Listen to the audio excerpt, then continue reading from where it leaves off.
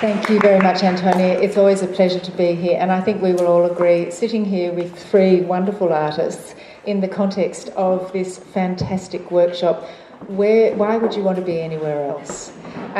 So, as Antonia says, I've been involved in the Tapestry Workshop for many years, and I think when you become part of the family of the Tapestry Workshop, you never actually leave. I can't thank the Tapestry Workshop enough. They've just lent me or helped me to borrow a very, very precious John Wolseley tapestry for an exhibition that we have at SAM in Shepparton at the moment called Freshwater. And when you think about exhibitions, and I'm sure Adrienne will agree, often there are linchpins to the exhibitions that you're thinking about and works that just lodge in your memory. That for me was one. The show wouldn't have been the same without it. So from the bottom of my heart, Antonia, and to the Tapestry Workshop, and to all those wonderful weavers, the artists that collaborate with the artists, and the artists that work with the weavers in the Tapestry Workshop, it's just great to be here. Now, I am surrounded on both sides by three marvellous women whom I've known for many, many years, and if we haven't worked closely together all the time, I've certainly followed and looked at and engaged with and been interested in their work for all of that time. On my left, we have Chaco Kato from the Slow Art Collective, and I think we first met on an Arts Victoria panel assessing funding of all things, and I said, I'm delighted, this is great, because I wanted to meet you and talk to you for a very long time. Chaco's work has been fascinating, and I've seen it appear and evolve in many different ways and many iterations.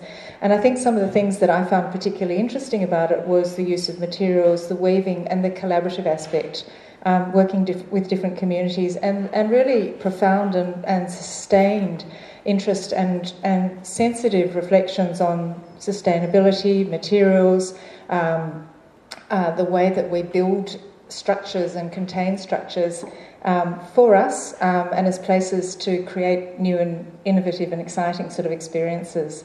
So we'll have a chance to talk more, and the way that this event tonight is going to work is that, apart from my quick introduction of the three, each of our artists in the show is going to be invited to talk for 5 to 7 minutes about their work. I will try and refrain from interrupting because I have a terrible habit of doing that. And then we're going to have a bit of a discussion. There are a couple of questions that I've already thought about in seeing the exhibition and in knowing their work. And I think then we'll give it over to the audience, because I know that you will all you're a phenomenally engaged and interested audience, and I know that you'll all have many questions that you would like to talk about and ask as well.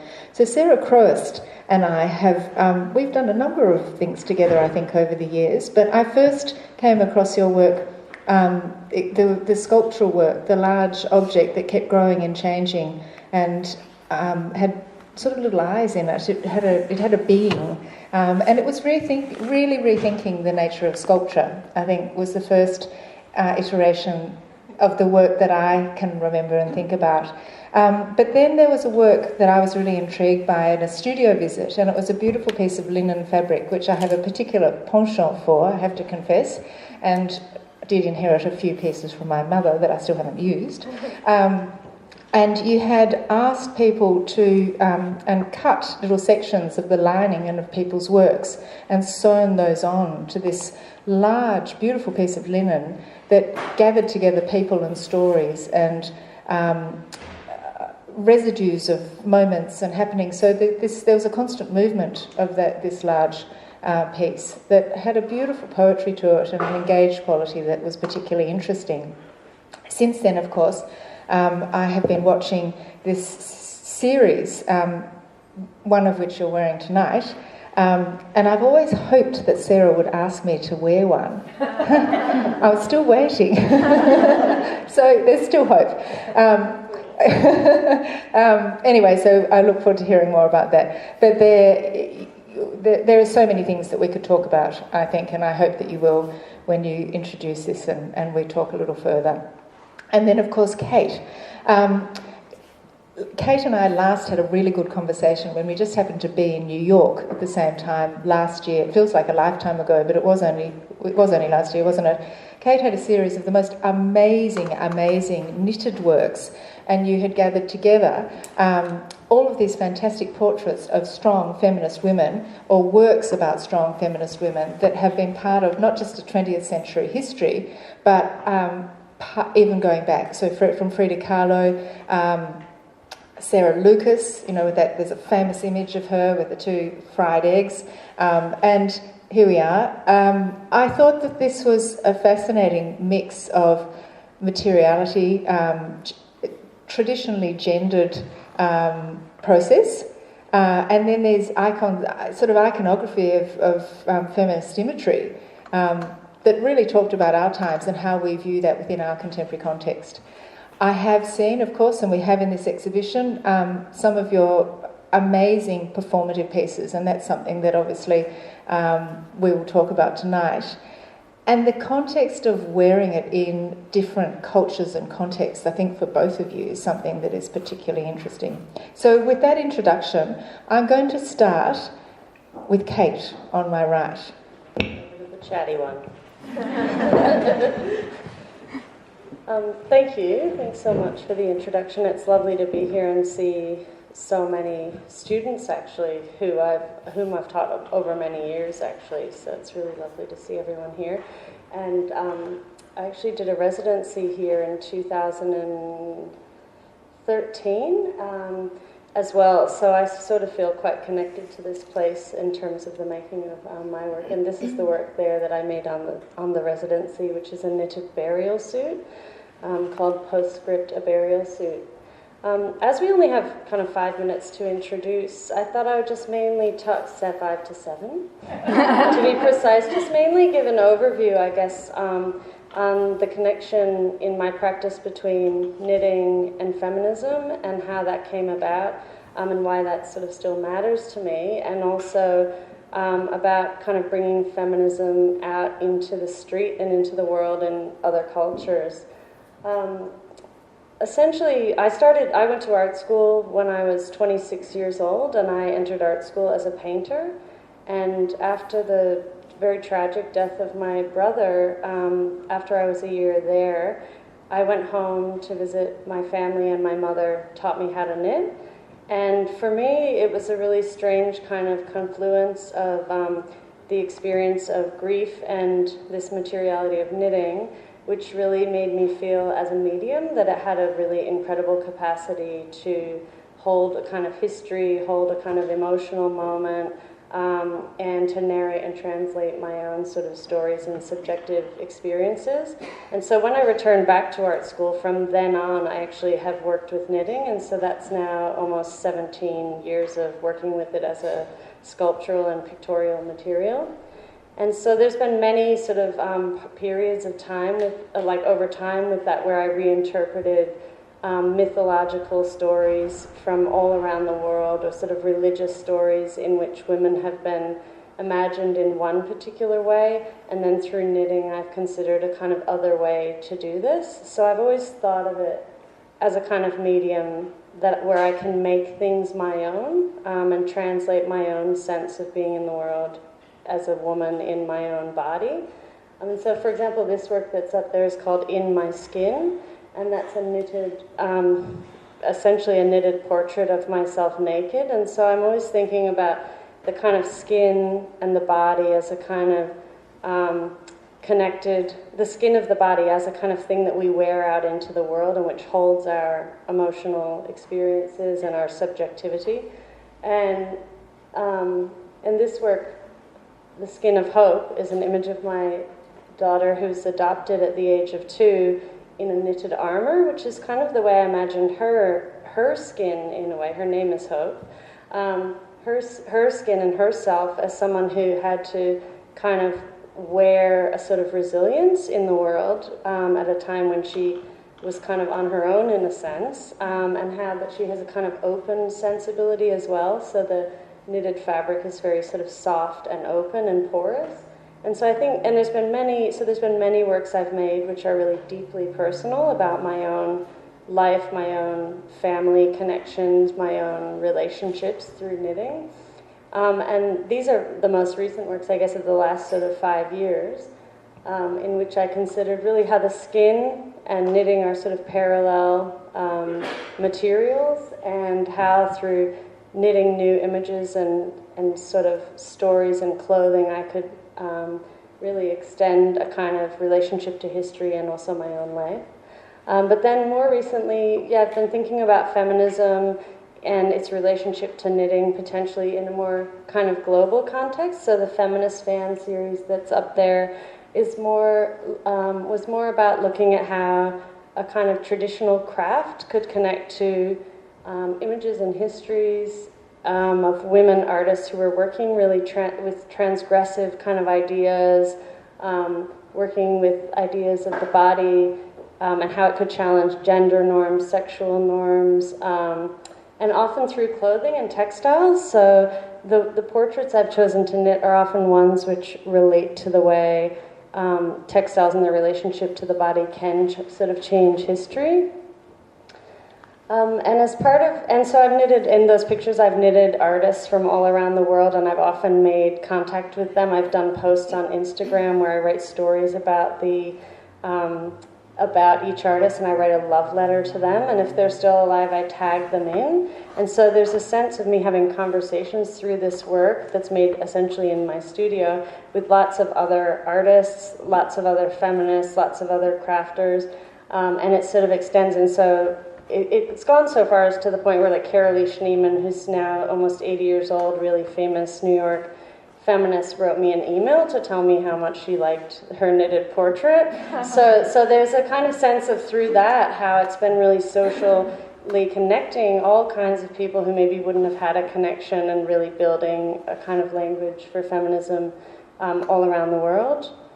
And I guess the last thing I just wanted to mention is, in terms of the performative works, I've done works that also aren't up here, which engage with the idea of violence against women, a range of knitted banner projects in London and Melbourne, and a knitted sculptural project in Austria, which was about women's representation of the body in history.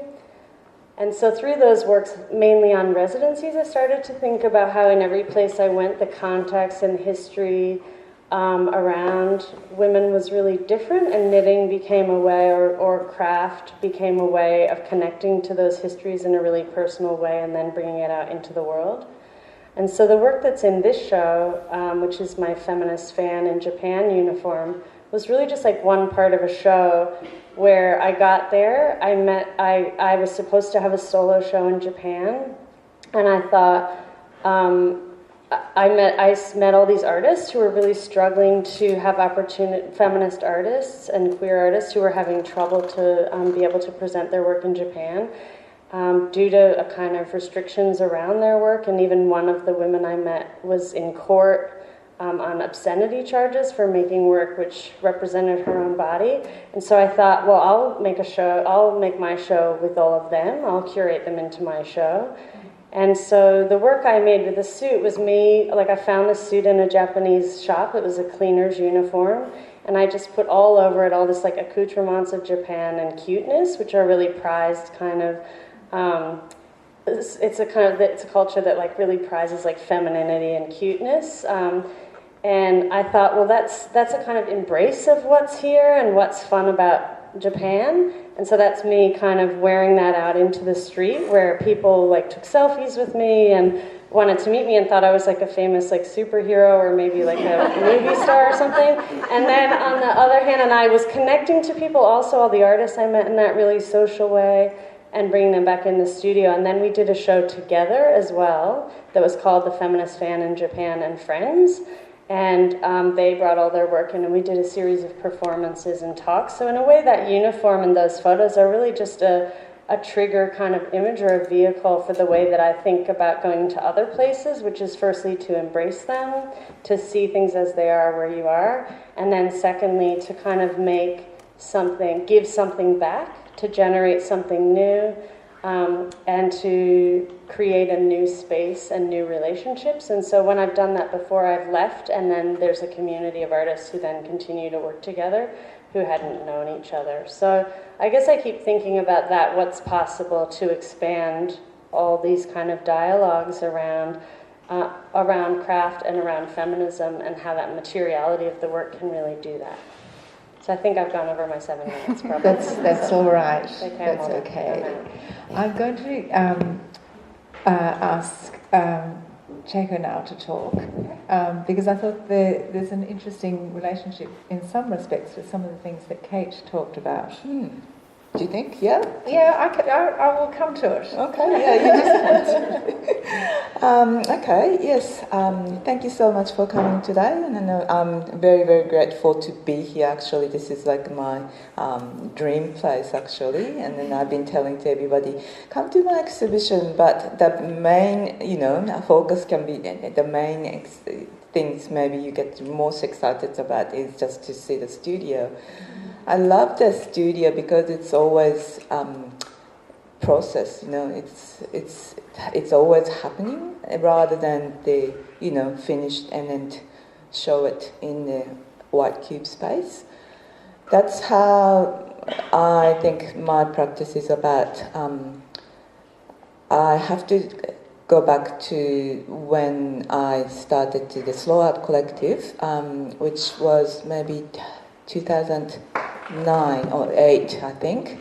By the time I was actually making more like small object-based things, and then I made it make it in installation and showing in the gallery space, one of the commercial galleries. But I was feeling a bit not quite sure about the direction. I was really enjoying the making things, but somehow I felt like a lot of question in my head. What am I going to do with these things after, showing these things? And then I was talking with Sarah just before, and I just couldn't deal with my work I made, and then I didn't have any storage space. So at the end, I had to throw everything out, and I just couldn't really make it sense. And how, that doesn't really make sense. I feel like I'm really being an advocate for the, sustainabilities and all that things. But what am I doing is completely opposite in a way. And then also, I was questioning about the whole, art world system, we're still depending on the art market in a way, just to show the work. And then if I'm a very good artist or very talented artist, lucky, and then I can sell to somebody. But it's always like a money exchange with money, which I found it's not quite passionate about. And just an opportunity just came around the time. I was given the opportunity to have a big solo show as a result of the some sort of recycle art prize. And then I didn't really want to make solo show by myself, and instead I just thought maybe I should do some sort of collaboration with other artists who are really interested in. So that's how I started to, ask about do work together. And then I didn't really mean to make a collective at the stage, but at the end we became for the artist became the Slow Art Collective, and so that was really big momentum for my art practice. It changed the whole thing. So we focused on much more process-based. That was an agreement with everybody.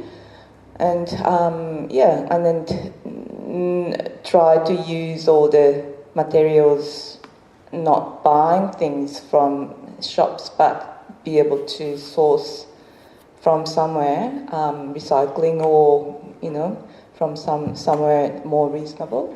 And also more site-specific, which means we just go there and then start from zero and then build there, and then studio as a gallery space, and that's it. So we can show the process more than outcome in a way. So that was a start point, and as time past, it's keep changing and we're growing together, and some left. And then at this moment, me and Dylan, he's also the great installation artist, but also the sound artist. We are the core member, and we invite other artists from outside of us according to what sort of project we are given, or like a budget. Budget is a very important, another reason I wanted to make jump from my solo practice to like a collective form was, how can I be more being an artist? How can I, stay in an art world somehow? Because I found so many artists, so many great friend artists was just giving up being an artist. It's just because of the practicality or the financial reasons, and then also practicality, they had young children and they couldn't afford studio time, and also, all know that. So I was trying to think about, maybe I have to really think about a little bit of different ways, art practice as a different way. So slow art didn't really mean to make things slowly, but I was thinking, we are talking, slow art, it's more like slow process to go to the community and then exchange, cultural exchange, and just observed, networking and creating some sort of system. So then we don't have to rely on the selling and things too much. So I don't really say we are really, really being successful, but I think we are doing really well in terms of, what we are thinking about, and then if it's possible. Yeah, so Aki Loom is the title of the project we've been working on for last couple of years, and this may be about 10 or 11 of them. Each time its structures and size and context is different. Sometimes it's in the art institutions and gallery space like that, but a lot of times we go to like an art festival in a council funded, so which is really great. So then we can tie it up with like educational department or environmental department and such. Yeah. So a collaboration is obviously the most important things for us, and then we believe everybody really need to have an experience to make things as much as possible in your life, in a way. So that's a sort of very modest political statement from us, in a way, because if you have a chance to get involved with creation, you just experienced the excitement and then, just the potential what you can do actually. And so then that leads to the, thoughts of, okay, that art is very important for our life. And then that really, contribute to the mindset that, okay, we have to have an art school and then we have to fund it. It's important rather than, it's not like just a luxurious department.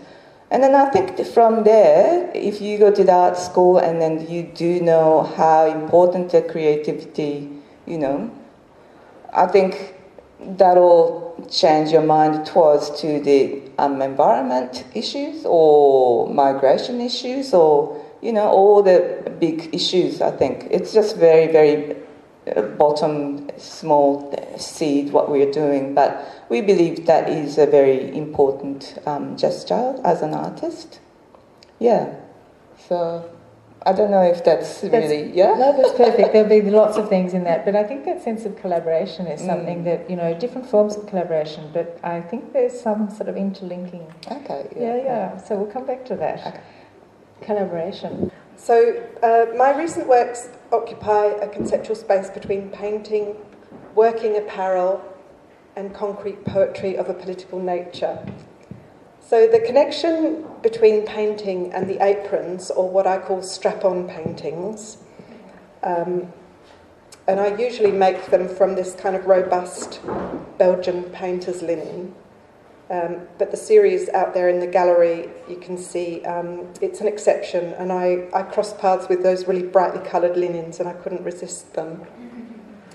So different surface applications occur in response to various conditions, such as exhibition contexts or needs and requests, if it's a commission, which I always hope becomes a co-production between myself and the wearer or user. There's a slide that's going to come up with the hanging pieces, I'll tell you, which are from an exhibition called The Material Turn, which this one is actually curated by Rebecca here. And I'll just read out a little piece that I wrote for the catalogue. So this group of linen rectangles, each hung from one corner on a nail. Each piece is caught in a state of intensification that appears as an arrested moment in a sequence of actions of making and unmaking. These materializations move both towards and away from being utilised as stretched painting surfaces and or apparel involving further movements through wear, tear and recuperation. They offer a temporal encounter contingent upon the objects pausing as they pass through the context of the exhibition. So this also applies to, in the gallery there's a little video of what I call a peregrination, a group of people walking through the city wearing them,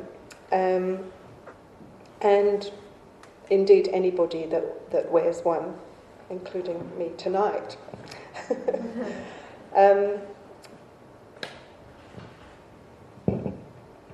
There's another image there which is from an exhibition at Benalla Regional Gallery, which was called Out of the Collection. Not that one, but I'll tell you when it comes up.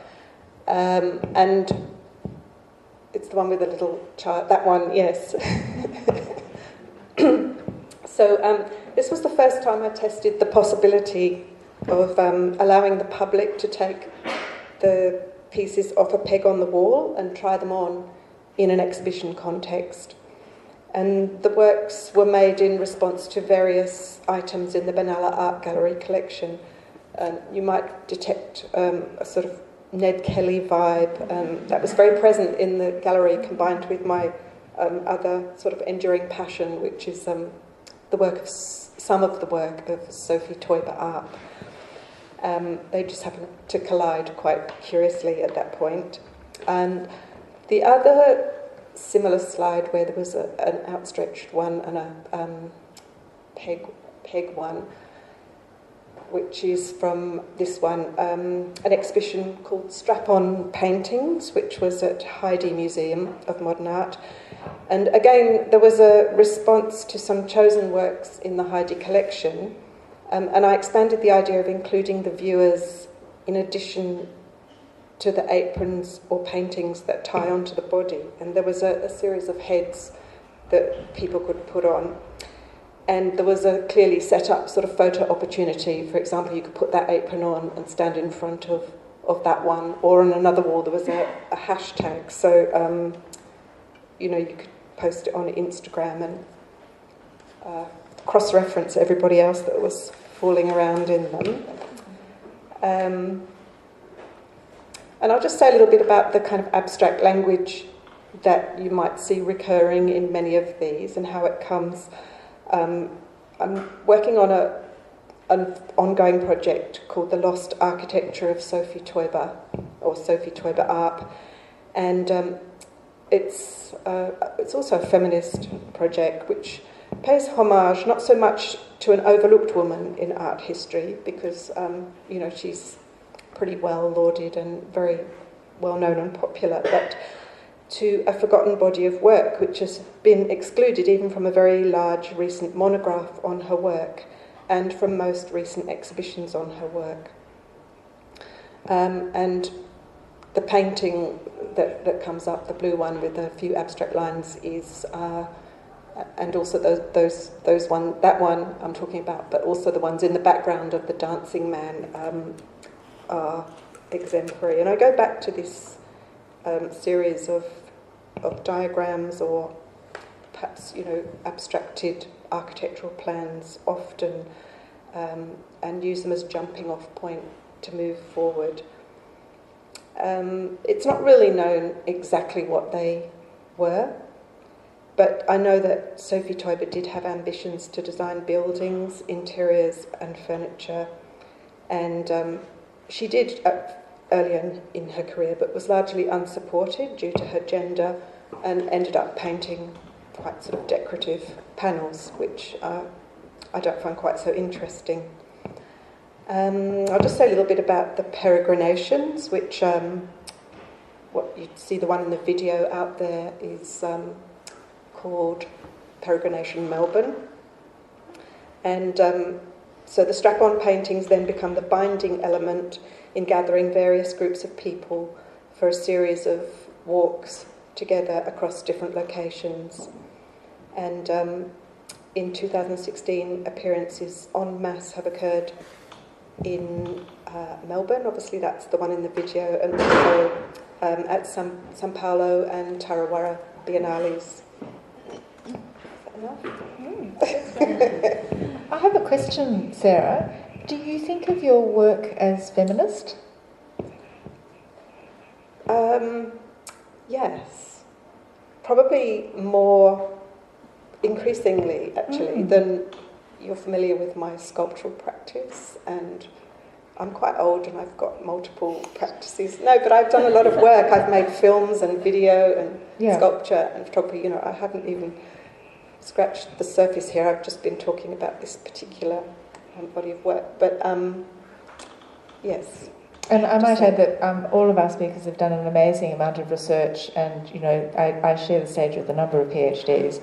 But I think that I say that because the research and the informed sort of inquisition and reflection, and then process of how you take that into your own practice and reflect on it and push it in relation to things that you're interested in, is very much part of that process, isn't it?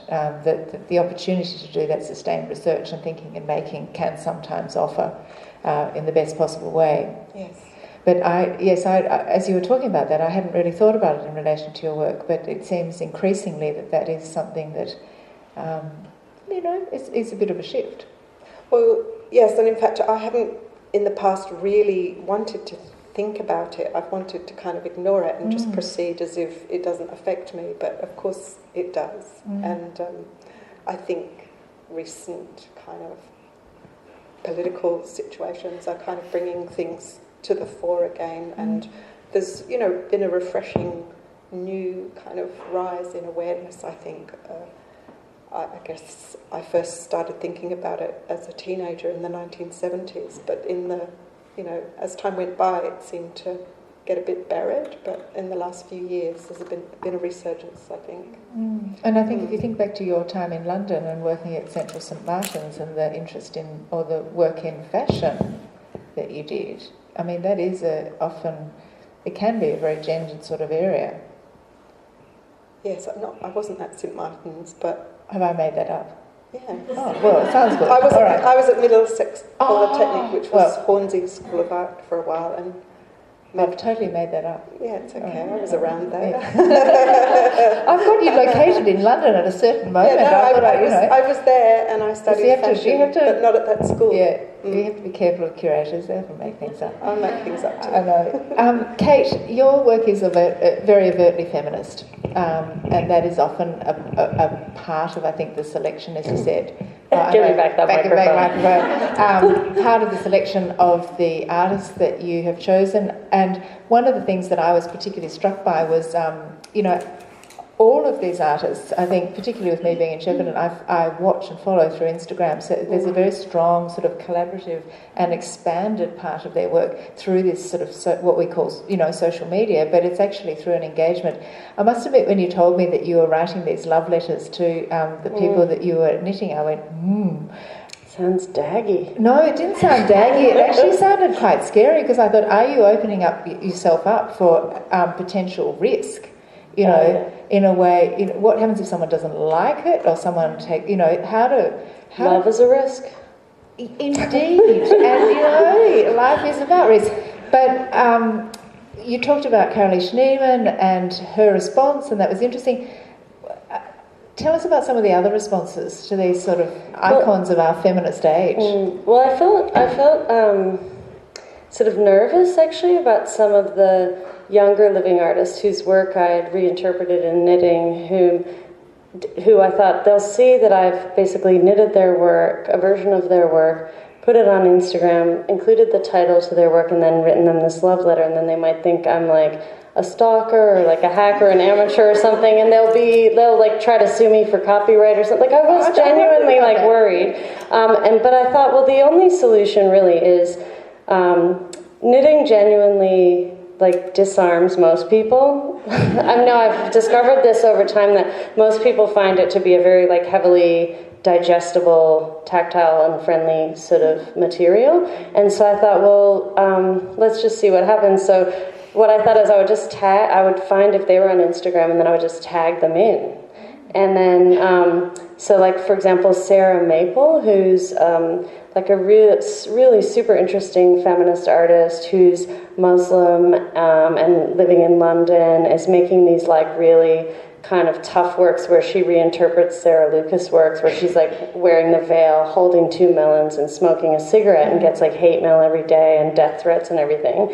So I did a knitted version of her work, and I just tagged her in, and she writes back like, "Oh my God, who are you? This is amazing." And she starts discussing with me like, "Where's this going?" And I'm like, to a show in New York, and I'm thinking, now she's going to sue me for copyright, right? But and then she's like, "Oh my God, I love this!" Like, and so most people have done that because they really see it genuinely for what it is, which is an appreciation of their work and a kind of redistribution of their work through my work, which honors their name, and really, like, most of them, I've researched a lot about their work, I've written about the work, and the way that I write about it, I think, does show them that I care about it, that I know something about it, and that I respect even their own intention for it and everything. And so that's happened with a few people. Juliana Huxtable was another one.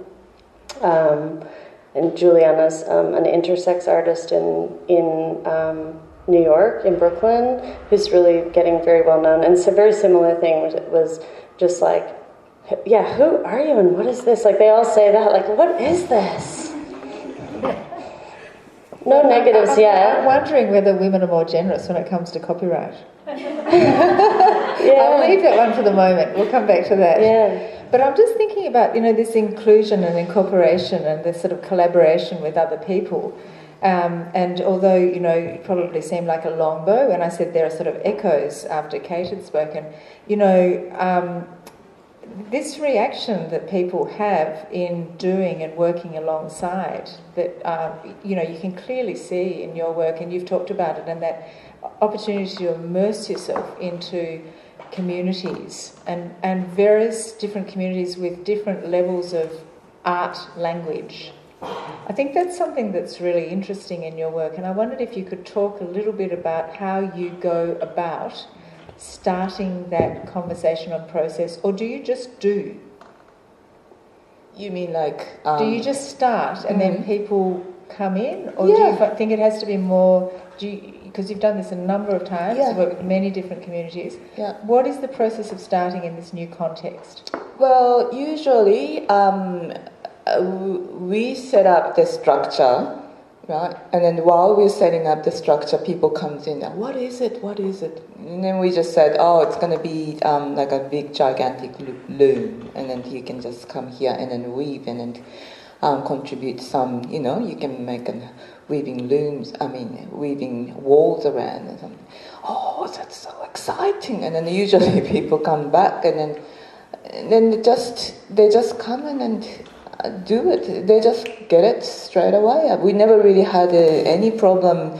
We had to bring people in or anything like that. Yeah, so I was very, very actually impressed about how people wants to just come in and then do something if there's some chance. So just following on with that idea of gender, I mean, in your Slow Art Collective, obviously you have men and women, and it is a cross art form. You've got the weaving, you've got the structure, you've got the bamboo, you've got the construction, you've got often music components, or then there are other components that I've seen that have become part of that. Right. Do you think that there is a particular sensibility or some sort of is it gendered in any way? It's very interesting. I've been actually thinking about that quite a lot lately, like Sarah did, because that title, like Archi Loom, and an architecture is like a very masculine notion in a way, and but loom is more like a feminine connotation. I don't know, but somehow that marriage, like a big structure, like a big bamboos and things with soft materials going around, is a sort of good way for just to make it marrying each other. And I found fascinated that a lot of men actually comes in and then do the weavings. As many, I don't really say more men, but it's actually a lot of men comes in and participate. I'm always struck by the number of men that do tapestry. Yeah. I mean, some of the best tapestry is done by men. Yeah. Not to put it, take anything away from the women, but but that's. I think so. I shouldn't be surprised, really, should I? I think that's fantastic, and then also I think that scale of that structure, it usually like 3 times bigger than that size. That sort of allows anybody, like even macho man, comes in and then do things like that as well. But it was really interesting. Yesterday I was doing a workshop for the young children, like a DIY cardboard loom and then making and weaving workshop, and that was like 7 to 12 years old, and like one boy started burst in tears and then cried and cried and cried. We didn't really know what happened, but at the end, mother came to pick him up, and then she said, "Oh, that's because he thought that weaving is a girl's thing." And I was really shocked by that, because there was a lot of boys who were doing the same thing as well, so it wasn't really just him. But he still thought that's a girl's activity, and then really, freaked out. And I was like, my goodness, that is such a amazing, fact that it's embedded, that notion. Yeah. So it really made me, think about what can we do about it. We should not really allow them to, think about weaving as a woman's job, and then men's work is much more macho or something like that. So there are lots of big role for the artist, I suppose, yeah. I'm conscious of time, and I know that there are questions in the audience. There are 2 last questions that I would love to be indulged to ask. One is that each of you, as I've said, your works can be shown still or in the gallery space, but they also have an activation component. And I want to know how you feel the work is received differently in the gallery and the worn form. They're 2 different processes, aren't they? How do you see it changing through the body? Well, I see them go backwards and forwards so frequently that I don't kind of make much distinction. But I'm really aware that when they're hung flat on a wall in particular, as opposed to on a peg, they have that much stronger relation to painting, which makes it seem more precious and, also more valuable. Whereas, when people are out in the street, I often get people coming up to me, "Oh, I love your apron," and I tell them I make it, and they say, "Oh, can I get one of these?" They think it's going to be like a $20 thing, whereas in the gallery as a painting, it's a whole different. So, I don't know. I'm not a very good person to answer these questions because I'm always, sort of flattening things out. I kind of try and break down those hierarchies, I suppose, and maybe ignore them. And it slightly astonishes me when I get pulled up and, made aware of them. Kate, what about you? Well, I guess I would consider in my works in relation to that question both the banner works, like the knitted works that aren't worn but are taken out into the street and have a kind of action associated with them, and also like the pink suit and other kind of worn works that the thing isn't necessarily even how I feel about them. It's maybe the way that they activate the landscape and the urban, particularly the urban space, in a way that's kind of more expansive, it feels like to me. So for example, if you see the banner just hanging on the wall, it's that's an artifact of an action, and it's just kind of understood as almost an end point of something, whereas when it's out on the street, it's generating stuff all the time. So when we walk on the street with the Hope banner, just random people on the street scream out "What are you hoping for?" And then I'm "What are you hoping for?" And they're "Love, money." It's nothing to do with, it actually was a different kind of project, but they somehow feel that they can participate so differently in that. There are the pink suits hanging on the wall, and people sort of walk around it, and they sort of admire the way that it's made. But when you're out on the street, there's a man twirling me with a selfie stick, twirling me around with a selfie stick out, and he's, "Who are you? What are you doing?" So I think it's genuinely activating the space of in my work, it's activating an urban space. It's generating a kind of social engagement and a kind of participation, and it's actually in a way inviting a kind of celebration and a joy that it's definitely not having that massively same impact in the gallery. I don't know if anyone's feeling overly joyous right now in the face of my pink suit, but I don't think it has the same impact. Yeah. And Chaco, obviously, we've talked a lot about people engaging with your work, being seduced by it in a way, and starting to weave and participate just by they can't help themselves. Yeah. How do you think people engage with the work when they see it not activated? You mean not activated in a gallery context? In the sense that when people are not, when you see people participating and actively weaving and engaged, that's one experience. When you view it in the gallery space, how do you think people respond to it that way? It's very different. Yeah, it's very different. I think that I feel exactly the same as Kate said. Once it's in art of the urban space or environment or festival context, it's just much more equal levels, and it's nothing in the pedestals in a way. So it's not as an artwork, but it's wow, that's amazing. How did you do that?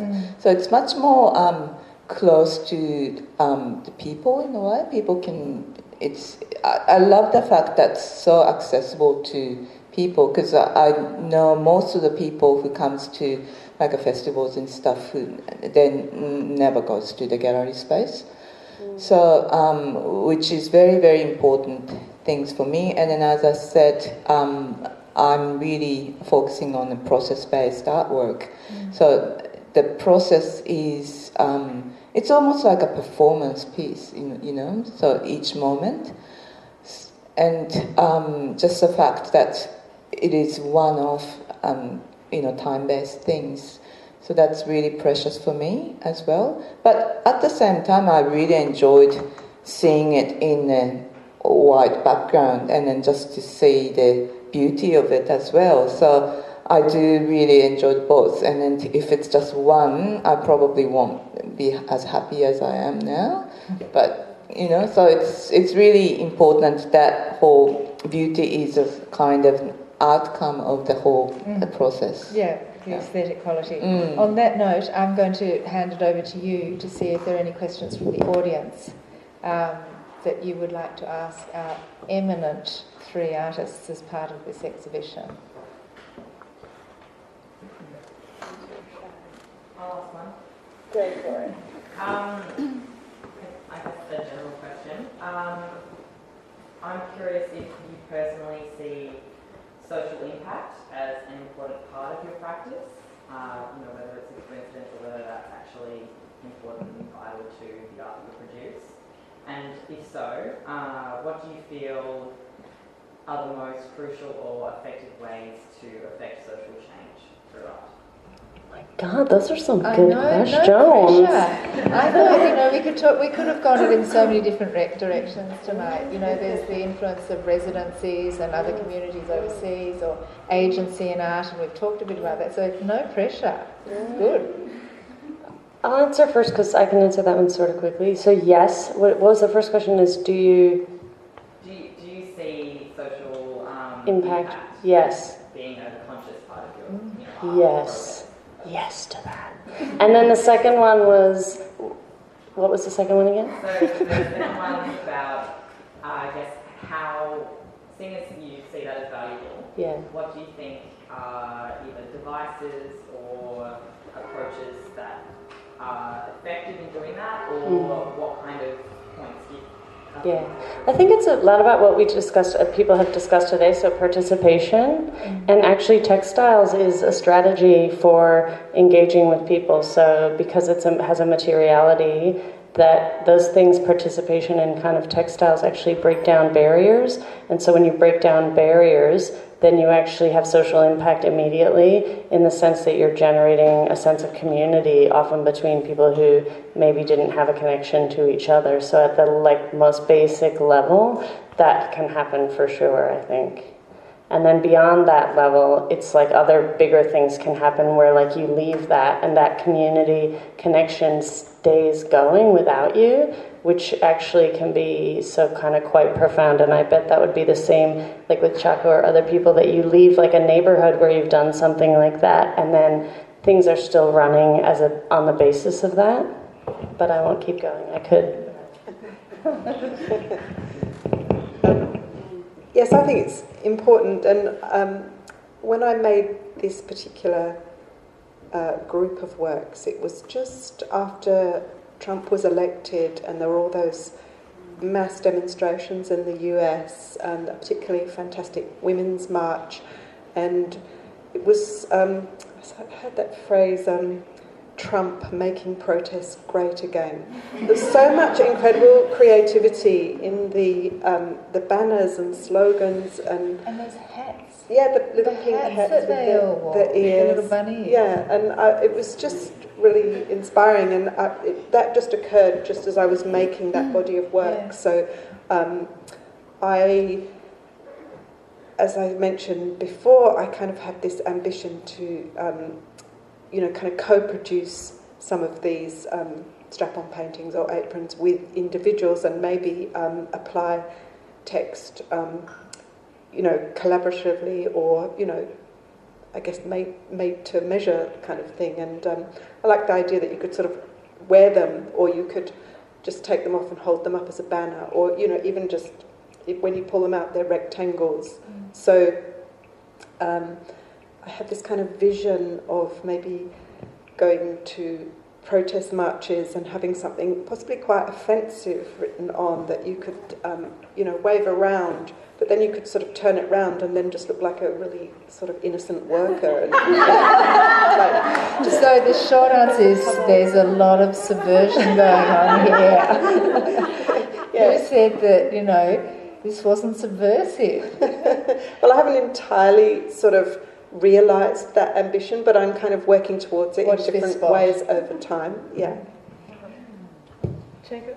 Yes, I guess my work is not as direct as, like Kate and Sarah's work. It's more subtle, and then it's more like a fun based. I think it's more, we are just trying to provide a space to activate for the public to have a great joy and then appreciate for their, try out with their creativities and stuff.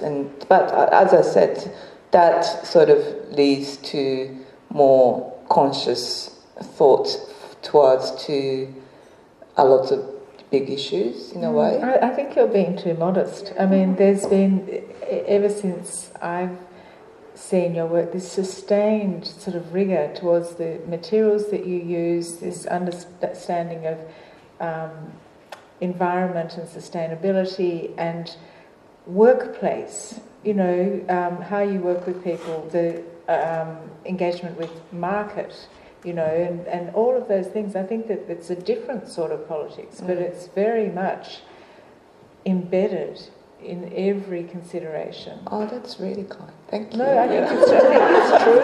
It's absolutely true. Do we have any more questions? I have a question. Yeah. This one's sort of more towards Sarah, but absolutely towards all of you as well. I'm interested in the fact that you decided to use the future is still female slogan within your works. And I know that you've said within this panel that you try to break down hierarchies or stay completely oblivious to them, but that particular statement as a feminist statement, which you all sort of seem to identify as feminist artists, has come up against quite a lot of criticism, as well as the pussy hats that you referenced, as well as being sort of reductivist and potentially transphobic and transmisogynistic. And I'm just sort of wondering how you address intersectionality within your practices. I guess I don't. Yeah, I know. I guess I don't address it directly, but I actually see all these pieces as being, for any gender, like they're actually kind of quite gender neutral in that they just completely cover the body like armour. So, and I guess that question of female, it's actually, for those of you that don't know, it was a t-shirt or sweatshirt that was printed in, I think in the 1970s by a US bookshop, which was "The future is female," and this is just a kind of resurgence, so it's like saying it's still female, and I don't really see that necessarily as just being like of woman, like I think of feminine kind of concerns maybe, whether from men or transgender or as a attitude more. Can I just add Okay. something? I'm sure you want to add something. I always want to add something. I'm an adder. I guess in my most recent project, the Feminist Fan Project, I addressed intersectionality in a way by picturing artists from all over the world and artists who were intersex and transgendered within the feminist kind of agenda, because I think that if you don't sort of acknowledge like artists of color and trans artists within a feminist agenda, like at the moment, you're sort of not seeing where things are moving. But I don't necessarily think it's transphobic to also have a kind of female-centered agenda as well, or a kind of male-centered agenda, or like whatever agenda, because I think there are spaces that it's still beneficial to have particular spaces and things being considered. And by the same token, like for example, if artists of color want to gather and work independently in their own space, they should have that space. So I think that there's a value in having spaces that are focused and then spaces that are totally inclusive. I think that's. And for the benefits of equality, there was a question from a man in the audience. And I might make this the last question. I want to ask Kate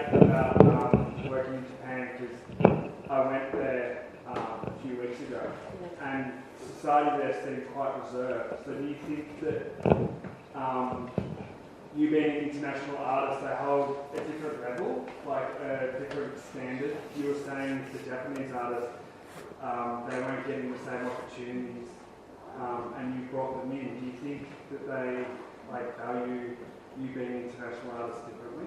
Well, no, actually, just to give a little bit of clarity there, so I had the opportunity in the art space was like, you can have this solo show.